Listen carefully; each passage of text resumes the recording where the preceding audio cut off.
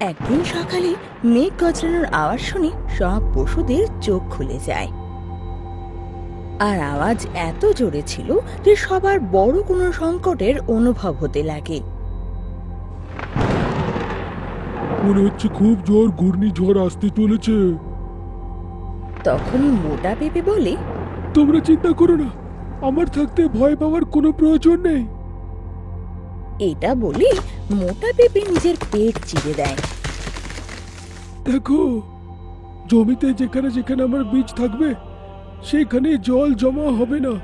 যাও, ঠিক করে ছড়িয়ে দাও। এটা শুনতে সারস উড়ে ওই বীজগুলো পায়ে নিয়ে আকাশে উড়ে যায়। আর একটা একটা বীজ একটু একটু দূরেই ও ফেলতে লাগে।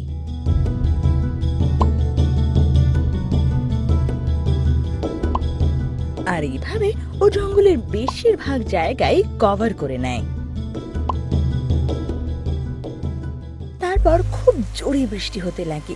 সব পশুরা ভয় পেয়ে যায়, কিন্তু ওরা দেখে যে বৃষ্টির জল যেই মাটিতে পড়ে অমনি জল শুকিয়ে যায়। এটা দেখে সবাই খুশি হয়ে যায় আর বৃষ্টির জলে আনন্দ করতে লাগে। কিন্তু অন্যদিকের জঙ্গলের পশুদের সংকট এসে যায়। টিনু পাখির ছোট ছেলে, যে এখনো উড়তেও শেখেনি, গাছের ওপর বসেছিল।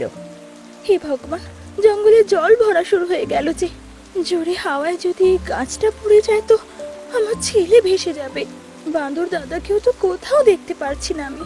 কি যে করি এখন আমি! তখনই হাওয়া জোরে চলতে লাগে আর ওদের গাছ দুলে ওঠে। আর সেই বাসাটা নিচে পড়ে যায়। না, আমার সোনা! ওর পেছনে উড়তে যায়, কিন্তু হাওয়ার জোরে ওদিকে যেতে পারে না। আর বাচ্চাটা জলের স্রোতে বইতে লাগে। বেচারা তো তখনও কথা বলতেই শেখেনি। ওর তো বৃষ্টিটাই একটা খেলা মনে হচ্ছিল। কয়েক মাইল সে বয়ে চলে যায়। ওদিকে মায়ের তো কেঁদে কেঁদে অবস্থা খারাপ, আর বসে বসে ঝড়ের থামার অপেক্ষা করতে লাগে। আর বাচ্চাটা এদিকে বইতে বইতে নদীর কাছে চলে আসে। নদীর ওপারে সেই মোটা পেঁপের জঙ্গল ছিল, যেখানে বৃষ্টি তো হচ্ছিল কিন্তু মাটি পুরো শুকনো ছিল। চলো, তোমরা একটু স্নান করো, আমি জল খেয়ে আসছি। শিগগিরই এসো। সারস তখন জল খেতে নদীর ধারে যায়। আরও দেখতে পায় যে একটা বাসার মধ্যে ছোট্ট একটা পাখি ঝর্ণার দিকে এগিয়ে যাচ্ছে। আরে না! ও দ্রুত ওর কাছে যায় আর পায়ে করে ছোট্ট পাখিটাকে তুলে নিয়ে যায়। আর খালি বাসাটা ঝর্ণায় তলিয়ে যায়। সারস তারপর পাখিটাকে নিয়ে বন্ধুদের কাছে যায়, যারা ওই মোটা পেঁপের কাছে বৃষ্টিতে স্নান করছিল। সারস, বাচ্চাটাকে কোথায় পেলে? এ কি কিউট দেখতে! বাচ্চা তখন অন্য পশুদের দেখে আলাদাই অনুভব করছিল। ও তো আগে কখনো এত ধরনের পশু দেখেনি। নদীতে ডুবছিল, তখনই আমি দেখলাম। সঙ্গে সঙ্গে গিয়ে আমি ওকে বাঁচাই আর এইখানটায় আনি। এবার নিজের বাচ্চার মতন মানুষ করব। সব পশুরা সারসের এই বাহাদুরি দেখে বাহ বাহ করে, আর সারস ওর খুব যত্ন করতে লাগে। আর কিছুদিনের মধ্যেই পাখিটা বলতে লাগে। সারস ওর নাম মুন্নু রাখে। একদিন সারস আর মুন্নু মোটা পেঁপের ছায়ায় বসেছিল। তখনই মুন্নুর চোখ একটা পাখির দিকে যায়, যে ঠিক ওর মতনই দেখতে ছিল আর আকাশে উড়ছিল। টি টি টি! এটা বলে ও সারসের কোল থেকে উড়ে যায় আর ওই পাখির পেছনে যেতে লাগে। সারসের এটা দেখে খুব ভয় হয়। মুন্নু, আরে মুন্নু! এটা দেখে মুন্নু ওই পাখিটার দিকে দেখে, যে একবার ওর দিকে তাকায়ও নেই। তারপর ও সারসের দিকে দেখে, যার চোখ দিয়ে জল পড়ছিল। আর দ্রুত নিচে নেমে এসে সারসের কাছে পৌঁছায় আর ও শোকে গলায় জড়িয়ে ধরে। আমাকে ছেড়ে যাস না, তুই আমার পরিবারের মুন্নু। মুন্নু তখন জড়িয়ে ধরে আর আকাশে সেই পাখিটাকে দেখতে লাগে, যে এখন অনেক দূরে চলে গিয়েছিল। পরের দিন জঙ্গলে একটা ঈগল আসে। আরে বাহ, তোমাদের জঙ্গল তো খুব সুন্দর। কি শুকনো তোমাদের সব জঙ্গল। আমাদের জঙ্গলে খুব বন্যা হয়েছে, সবাই জঙ্গল ছেড়ে চলেও গেছে। আরে সেটা কি করে হতে পারে? এক্ষুনি তোমার জঙ্গলে গিয়ে সব সমস্যার সমাধান করব। তুমি সারস হয়ে জঙ্গলের সমস্যা কি করে দূর করবে? ওই যে আমার বীজ, ও আমার বীজটা ব্যবহার করার কথা এখানে ভাবছে। তুমি ঠিকই ভাবলে গো বন্ধু।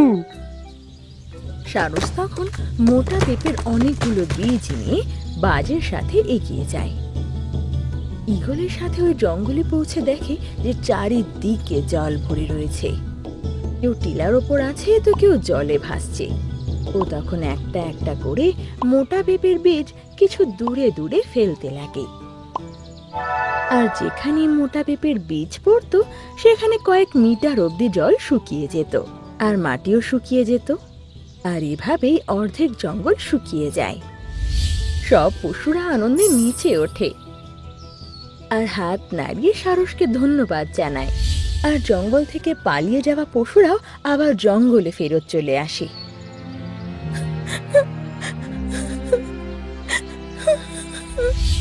হঠাৎ সারস কারোর কান্নার আওয়াজ পায়। ও দেখে একটা গাছে একটা পাখি বসে কাঁদছে। ও তখন পাখির কাছে যায় আর দেখে যে এ তো হুবহু মুন্নুর মতো দেখতে। কি হয়েছে পাখি? তোমাদের সমস্যা তো আমি সমাধান করেই দিয়েছি, তাও কাঁদছো কেন? জঙ্গলের ঝড় তো তুমি থামিয়ে দিলে গো, কিন্তু আমার জীবনের ঝড় তো এখনো থামেনি।